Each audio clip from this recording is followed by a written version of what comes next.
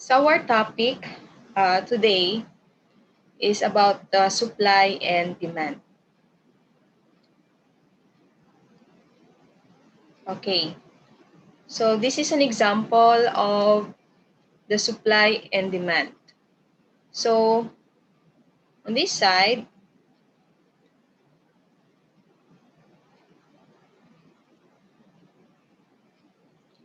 this is the demand schedule, which composed of prices and the quantities. So at the price of $3.5, there's a quantity of 320, which is in the demand schedule. 350 dollars is in the lower price with a quantity of 320. Okay, while in at the price of 5.30 dollars, there is only a quantity of 40 units. On the other side, this is the supply schedule. At the price of $350, there's a quantity of 40 units. And this is at the lower price, there's only 40 units. At the higher price of $5.10, there is 320 units. As you observe, based on the demand schedule and supply schedule, so you notice that at the price in the demand schedule, at the price of 3.50, the quantity is higher. It's the highest. So 320 units. And as the prices increases at $5.30, the units decreases at 40 units. While in the supply schedule, at the price of $3.5 with a 40 units quantity, and the prices, as it increases at $5.10, the units increases. So here in our topic, demand and supply, we will analyze these schedules. So this is the example of the supply and demand. Okay. Okay.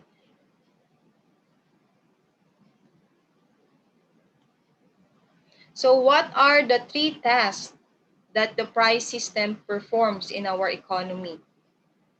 So the first is rationing of goods and services. When we say rationing, it is limiting, because we have a scarce resources. So we limit the goods and services that are high demand and short supply. And then also the second task is with regards to the price system is determination of wages. When it speaks about wages, our salaries and or income of employees or income of laborers. And then number three, allocation of limited resources. When we say allocation, it is more of distribution.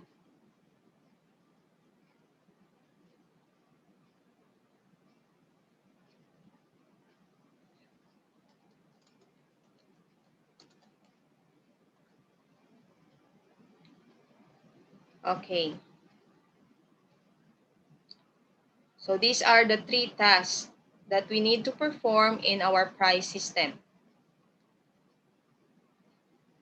Focus on the limited goods and services, determination of the income of the household or the salaries and wages, and allocation or distribution of limited resources.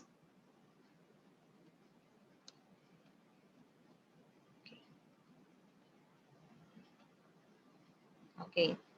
In the law of supply and demand, first, we need to define or to know what is demand. So what is demand? Demand is the willingness to buy a goods or services at all prices.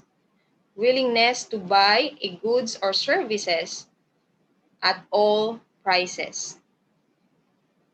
So it means it focuses on the demand or the willingness of the market, or our willingness is as a consumer to buy a goods or a good or service. Depends on the prices. Okay, while supply, from the word supply, it means more of the inventories. So supply is the quantity of goods or service a firm is willing to produce at all prices. So can you differentiate the demand and supply? The demand is more of the number of consumers willing to buy a goods and service, while the supply is more of the quantity or the number of materials or finished product or service of a business that they are willing to produce. It focuses on the quantity. Take note for the supply, quantity. While demand is more focused on the consumer. Okay. So what is the law of demand and supply? So first, let's have the law of demand. In the law of demand, so if nothing else changes, the quantity demand of a good or service is greater at a lower price than higher. Again, quantity demand of a good or service is greater at lower prices than higher. So it means the more the prices is lower, there is a greater demand. Okay? So if the prices is decreasing, there are many consumers who are willing to buy that kind of goods or product or willing to avail of the service. Okay, next we have the law of supply. Okay, same with the demand. If nothing else changes, firms are willing to supply a greater quantity of goods or service at a higher prices than lower. So the more the prices is higher, the quantity of supply increases also. Again, as the prices increases, the supply is increases. Firms are willing to supply greater quantity of good or service at a higher price.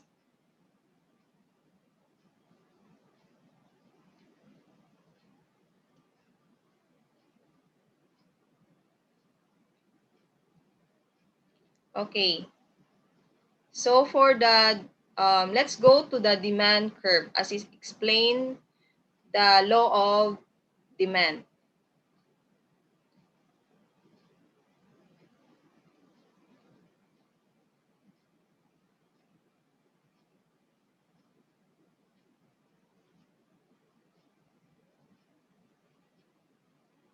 Okay, so example here, excuse me, in the demand curve of Xbox 360, so this is an example of Xbox 360. So it is a video game. Okay, so this is the graph of the demand in terms of the price per product or per unit, and this is the quantity demanded. So the vertical axis is the price and the horizontal axis is the demand, the quantity demand or number of units in terms of the demand. Okay. So this is the line for the demand. Okay, so based on the price, so it represents the graph of different prices in terms of its quantity. Okay, so at the unit of B with the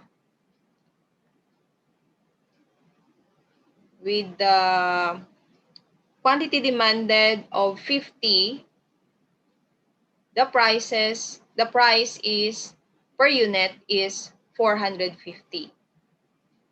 While in letter G, the quantity demanded is 70 units with the price per unit of 250. So what have you noticed based on the graph of the demand curve? Ma'am, yung ano po ma'am, yung mataas po yung price, konti lang yung quantity of demand. Pero yung mababa po yung price, marami po yung quantity of demand. Yes. So the more the prices is decreasing, there is increases in terms of the demand. Okay, so thank you.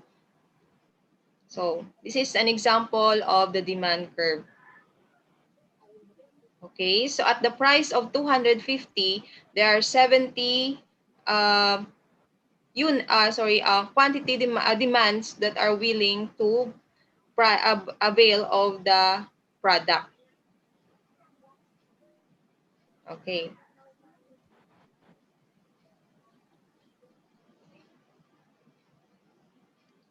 Okay, so this is just a summary of the law of demand to make it simple. When the price goes up, the quantity demanded goes down. So, di ba? When the prices goes up, there are many willing to buy or purchase the product. When the price goes down,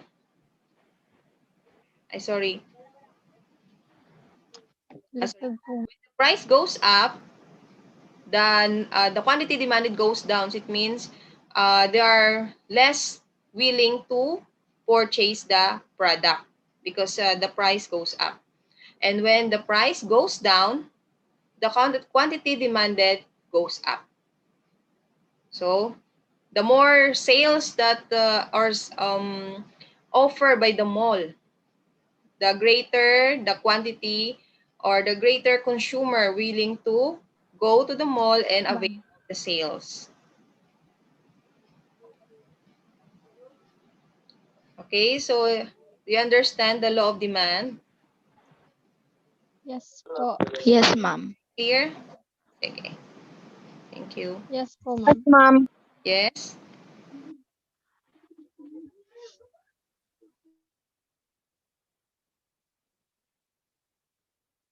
Okay.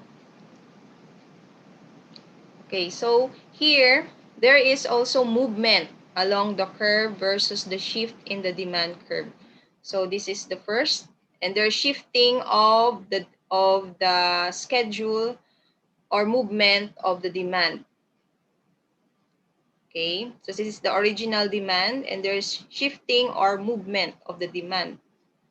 So there are reasons why is it that there is a movement in the demand curve.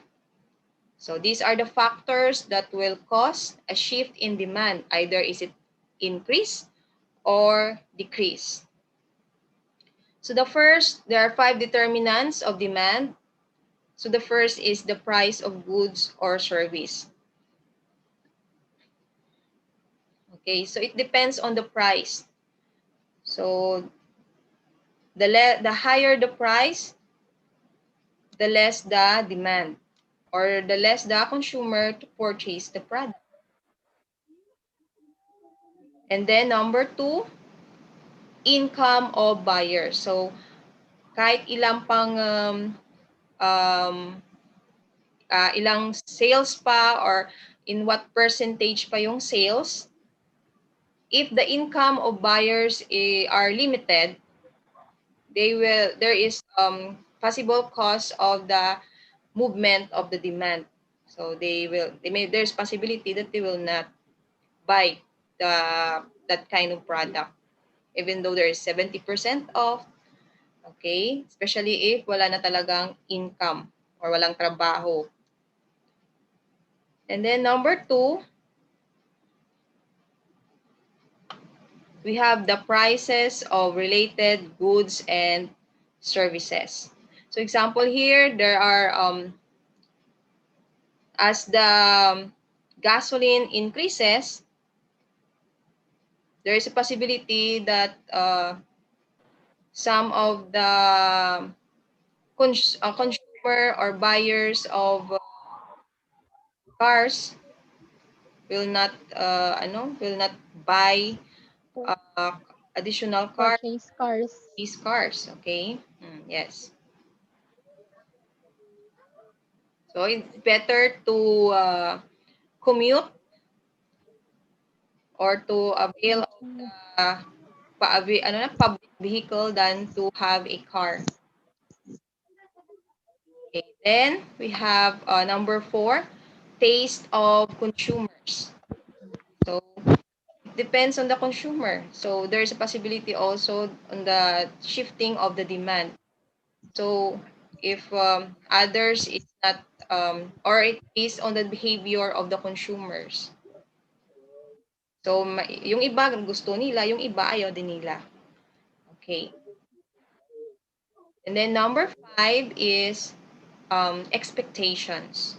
So because of the every situation that we have, example, there is mga ECQ, GCQ announcement. So we can think, we can project or what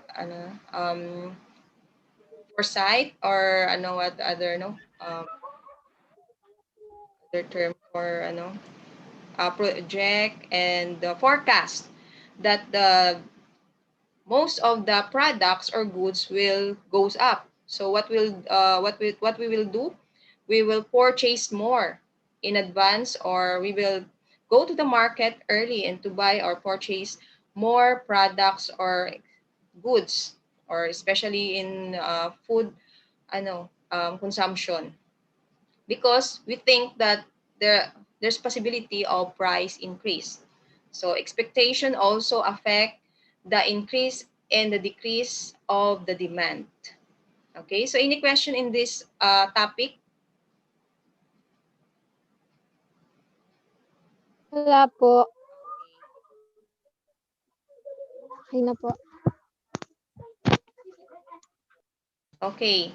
So there are other authors Wala po. provide, okay, thank you, provide other factors that cause a decrease. So same with the other author, price of other goods, because it is substitute or complement. There's a substitute or complementary, or another is due to the outlook or expectation, wherein the consumer expectation of the consumer expects of the future income or prices. So there's possibility that, example, in December. So everyone expect that they will have a 13th month pay. So what will do with the consumer? They will go for shopping. So even though yung iba hindi pa na-receive ng 13th month pay, but then they expect that they will receive an income. They will go for shopping and then using the credit card.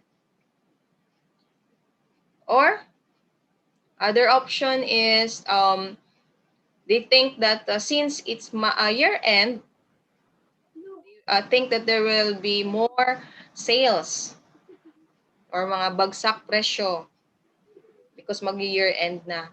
So they have an outlook. Another factor, income. So it involves different goods, normal or inferior goods. And then the number of potential customers. The more the customers who buy that product, there's a possibility that the price will also increase. So there is a shift no movement of the demand. And also, and then 'di ba, in terms of number of potential customer, so if you notice in a simple market, so if makikita kayo ng mga buyers na pumapasok na maraming buyers, so you think na may something dito, may sales or siguro bagsak presyo talaga. So to go also in that shop. And then last is the taste or ang fashion of the consumer. So this is an example of price of other goods. So it speaks about there is a substitution. Example, in the price of pork and chicken. So this is an example of the prices. It depends on the income of the buyer. So if the income of the buyer is limited, so instead of buying pork meat, he or she will choose buying a Chicken meat. chicken meat. Okay? So here, so this is an example of substitution.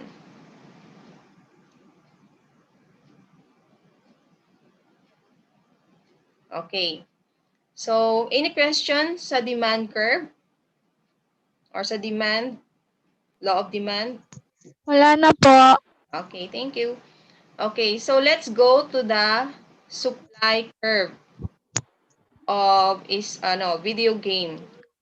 Example here, this is again the vertical axis is the price per unit and the horizontal axis is the quantity supplied.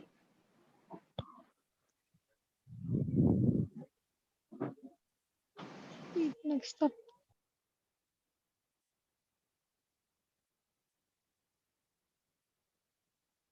Okay. So here, when you notice, Mas, this is the mas supply. madami pong supply. Mas mataas po So here, yung price.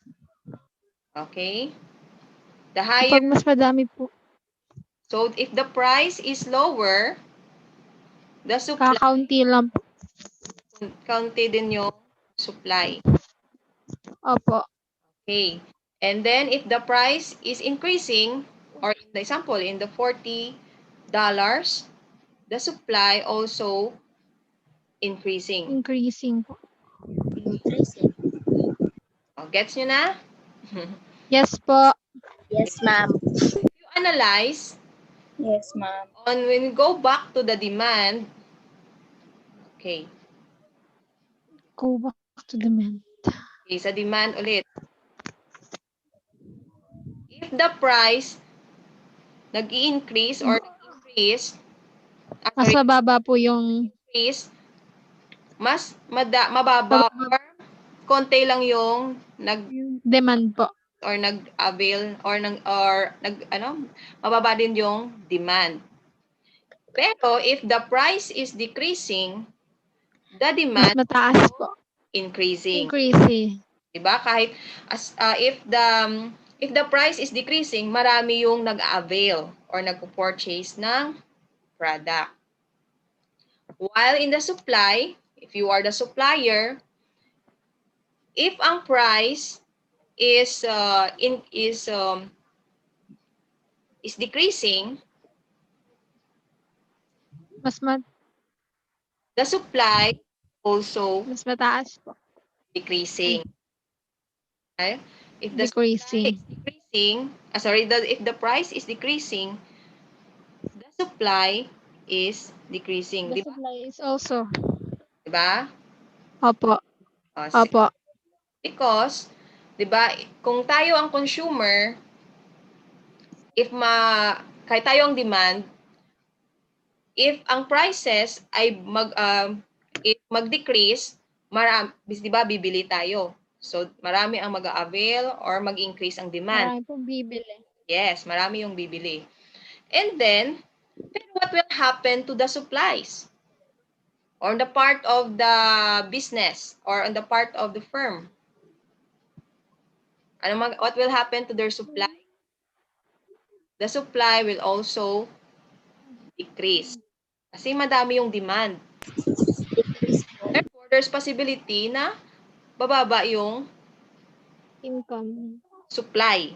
When you say supply, Supply. yung stock. Di ba kung ano natin sa ating pag-iintindi, yung supply is the stock of the business, of the product.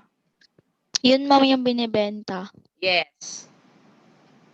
So, if mababa yung price, marami yung gustong mag-avail ng product or bibili ng product.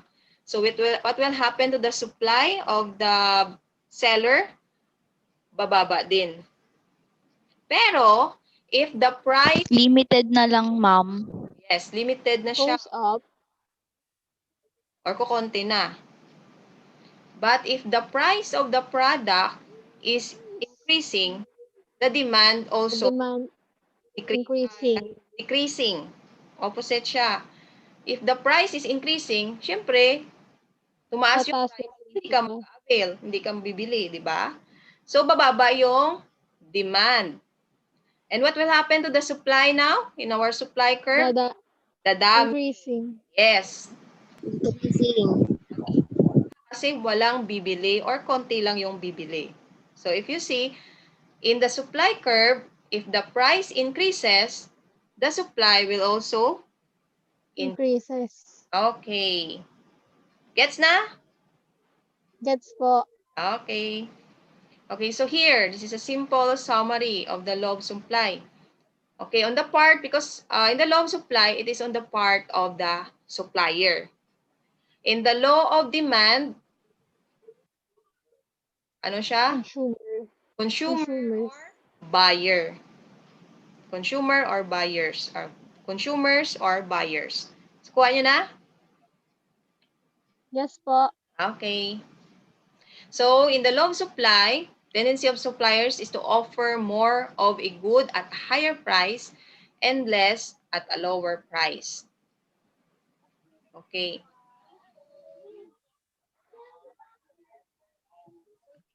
So, when the price goes up again, so supply goes up.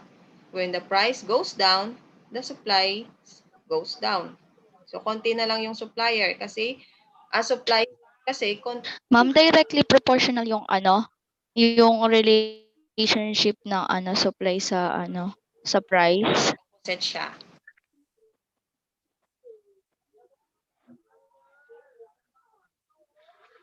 Okay na? So, kung nyo, i-analyze nyo, in terms of prices, yung demand, opposite siya ng price. And sa supply naman, law of supply, same sila na Opposite po siya ng demand. opposite yung sa demand. Okay? Or kahit analyze nyo na lang, simple analyzation. O, since tumaas yung price ng product, so madami yung mag-avail. So there is an increase in demand. When the price is low, the demand will increase. Pero, since nag-increase yung price, marami yung nag-demand sa product, what will happen to the supplier? The supply, Nauubusan sila, ma'am, ng stock. yes. So, the supply will goes down. Yes, yan ang simpleng analysis. So, kuha na? Yes po. Okay. Yes, ma'am. Okay, so here, there's also movement along on the shifting of the in a supply curve. So this is original supply in terms of graph, and there is shifting also either in the left or in the right due to increase or decrease of the supply. Okay, so there are different factors that cause a shift in supply. Either is it either decreasing or increasing. So, may acronym yung factors in terms of the demand. Okay, so here, the other author gives an acronym for the different factors. Point. Point. Price, outlook, income, number. Okay, so here, sa factors naman ng reason why is it there's in shifting of the supply, peg, toes. No, Toes. toes. Big toes. Okay. So first factor is productivity. So there's in productivity, it involves improvement in machines and production processes of goods or services, and it also include the productivity of employees. So the more productive the employees, at the same time, the more they develop or invest in machines, and the same time in their production methods or processes, it measures the productivity, and the more productive they are, it gives quality. Okay? So if the product is of good quality, so there's possibility also that there is a shifting of the increase in demand. But if the product is of low quality, so it might be a poor quality of product. So the demand also decreasing. But sometimes mostly the concept that we have is the low at sorry, a product with a low quality, we expect that it is offer a low price. A product with high quality, high price. Okay. So another factor is input. So input speaks about the change in the price of inputs required to produce the goods or services. So inputs speaks about the price, raw materials, the price of raw materials, or the salaries of the laborers. Okay. Okay, next we have government actions. So government also influence the shifting of the supply in terms of providing subsidies or providing or post sorry giving a taxes to businesses, and they're implementing rules and regulations. So wherein the government actions affects also businesses. And then next we have the technology. Technology also affects the shifting of the demand of the supply curve in terms of the improvements in machines and production process. So the more upgraded the technology, it also affects the quality, at the same time the price of Of the product. the product. And then, di ba, the more the upgraded or updated the technology, the more supply that it's able to produce. At the same time, it may provide a good quality. Quality. Okay, so if you have a machine with that can produce 100 units, and you invest another machine that can produce another more than 1,000 units, it gives a shifting or movement in the supply. Okay, next we have the output. So price changes in other products produced by the firm. So next we have the expectation. So same with the demand, it speaks about the outlook of the future prices and profits. Then we have the size of industry. So it Size of depends on the industry. branches or how big the business is. Number of firms in the industry, or it speaks about the number of products that produced by the industry or branches. of its expansion.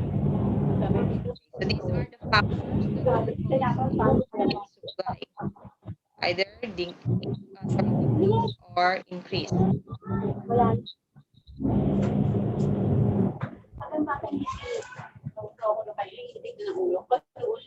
Okay.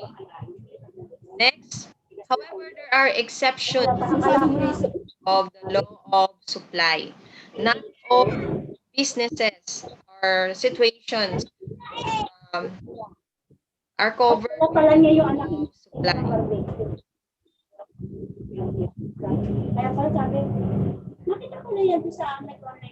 Okay, sino yung open yung mic, paki-mute na lang.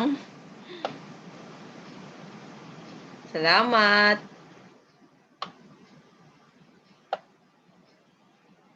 Okay. So there is an exceptions to the rule in the law of supply.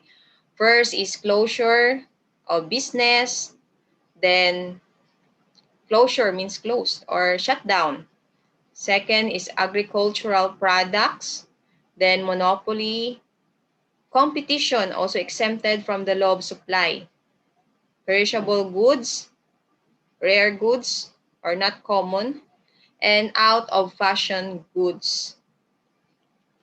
So first is closure of business or shutdown of business. So in this case, it is exempted to the law of supply wherein if the price is increasing, the supply is also increasing, di ba? That's the law of supply. So closure of business is exempted to the law of supply because when a business is on the verge of closure, the seller may sell the goods even at the low price in order to clear the stock. O, di ba? So in this case, the law of supply shall not hold true. So it will not follow that if the prices increases, the supply will also increases because the business need to clear all the stock. Ubusin lahat ng stock. So common here is those nagpapaubos Oo. ng Di ba po ma'am dyan nagkakaroon ng sale? ano po? Ng sale? Di ba po dyan nagkakaroon ng sale? Yes po. Opo. Because yung ibang businesses, they need to, not all nga, those na nag-offer ng sale is magsha-shutdown ha. They need to, to sell all the inventory that they have. So it is one of the example of inventory management. But here, closure. In this case, closure business. So nag-shutdown na yung business or magko-close. So they will not follow the law of supply wherein if the price is decreases, the supply also decreases. So they will not follow it because in their case, their business is on shutdown. So they need to lower the price in order to, or they need to sell the goods at lower price in order to clear their stock or to sell or all their stocks. Okay? Okay, next, number 2 is agricultural product. So exempted din ito sa law of supply because the land is a limited resources and since it is agricultural, so it produces agricultural product that can also not be increased beyond a certain level. So even if the price increase, the supply cannot be increased. Okay. Another is monopoly from the word mono. So they are the one only one seller who produce or one producer. So they don't have competitors.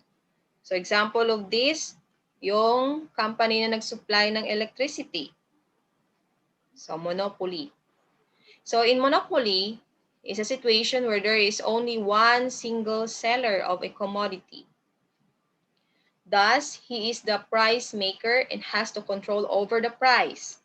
So best example, yung mga nag-distribute ng electricity. Single seller, walang competitors. So they have a control in the prices. That's why they are called price maker. So they are exempted also to the law of supply. So if they will decide to increase the electricity, the price, if they will decide to increase the price of electricity, so it will not affect on their supply. Next, we have competition. So wherein the sellers may sell more quantity of goods even at low prices. Okay? Then also perishable goods. So the seller is willing to sell more goods that are perishable in nature even at low prices, because if they remain unsold, they will yield only loss. So they need to sell it at lower, 'di ba? Yung mostly yung example after ng January 1, after ng New Year. So most of the products sell at low prices.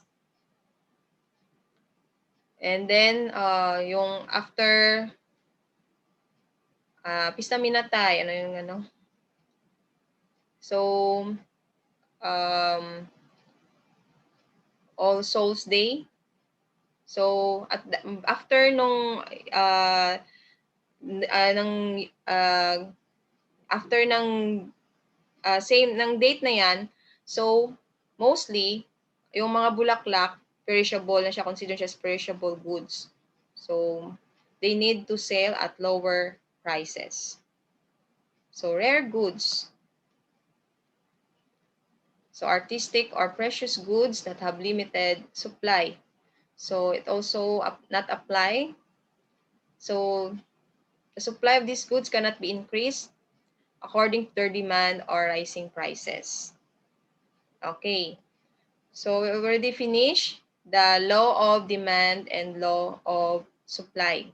So once the demand and supply meet, there is chemistry. Right? There is an equilibrium. Okay? So nagmi-meet sila dito. So that measures the prices. So this is an example of equilibrium.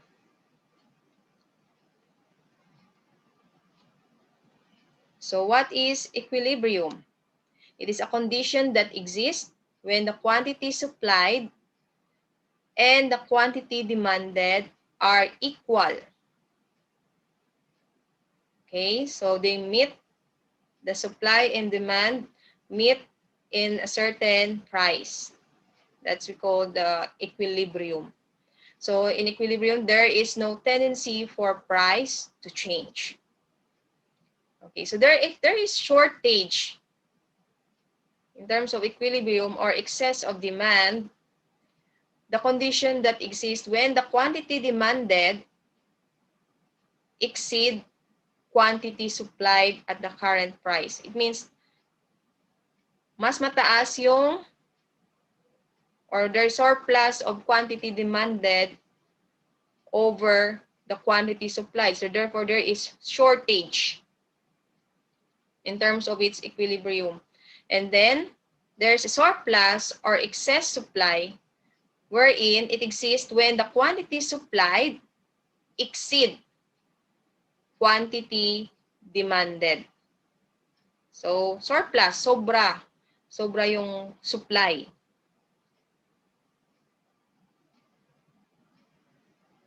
Okay, so here this is an example of the graph in the supply and demand equilibrium.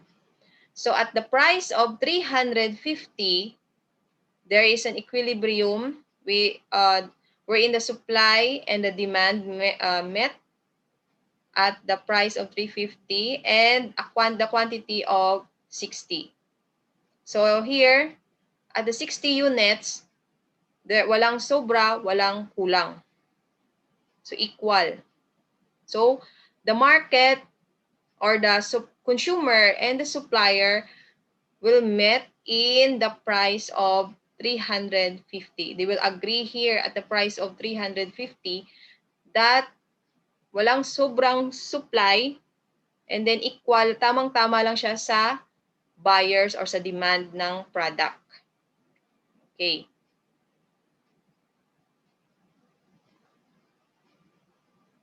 May question po ba sa market equilibrium dito? Wala po. Wala po. There is an excess in demand. Excess in demand, there is shortage of the supply. Kasi sobra yung demand. Excess demand or shortage is a condition that exists when the quantity demanded exceeds supply at the current price. So here, this is their equilibrium. The price of in the equilibrium is 250. Once the price is decreasing, there will be shortage of supply because of the excess in demand. Okay? And then for the excess supply, it means surplus of supply. So, sa itaas naman. So, at the price of 250, which is the equilibrium point, once the seller sell it at $3, there will be possible of surplus of supply or excess supply. So, therefore, dapat ang isell lang nila is at the price of 250. If more than 250, $2.50, if mag $3 na sila per unit, there will be surplus or excess supply. Okay. Okay, then same with the supply and the demand, there's also changes equilibrium. So there will be shifting of the equilibrium curve or point. Okay, so here, in the increase in demand, it leads to higher equilibrium price and higher equilibrium quantity. So if you notice here, increase in demand. Oh, here, this is the first demand. So it increased. So there results to higher price and higher equilibrium quantity also. And if there's an increase in supply, there's also movement in the supply. It leads to lower equilibrium. Oh, here, this is the original price. And since the supply increased, it increased the supply, here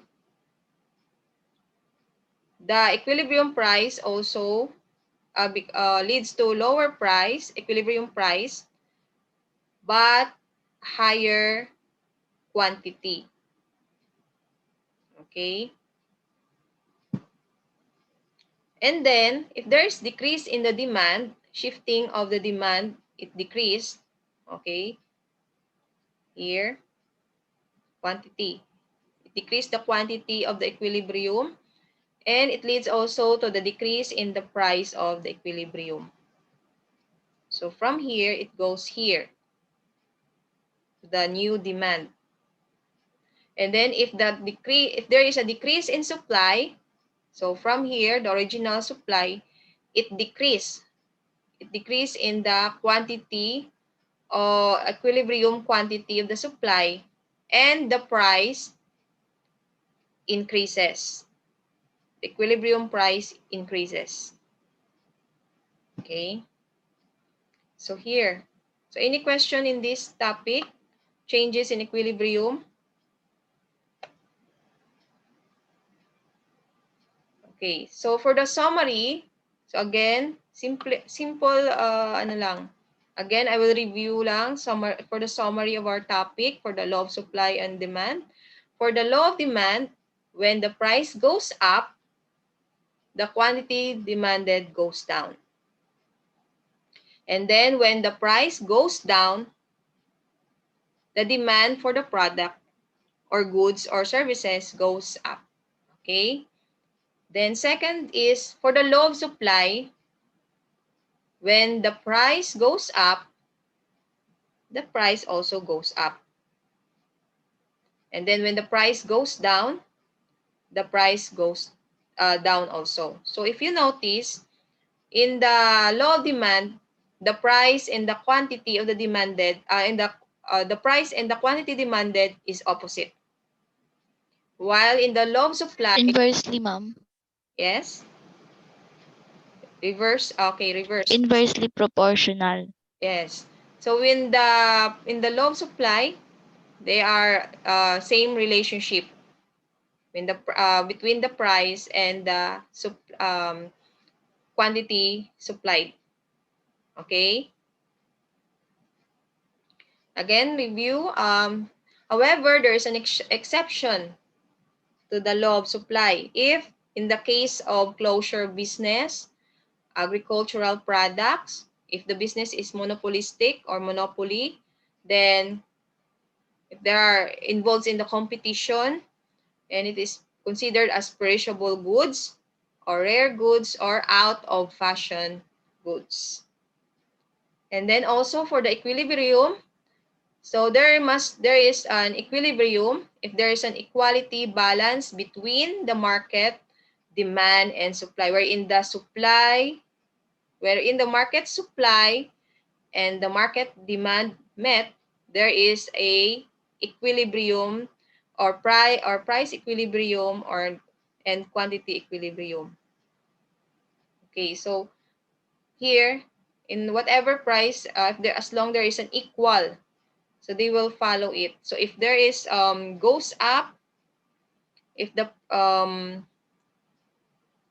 when the price goes up, there is possibility of surplus of supply wherein the price is greater than our in the original the new price increases the its original, or when the price goes up, the result there will be possible of surplus of supply, and when the price goes down, there is a surplus of demand or shortage of supply. Okay, so that's the end of our topic. We about supply and demand. So any other question?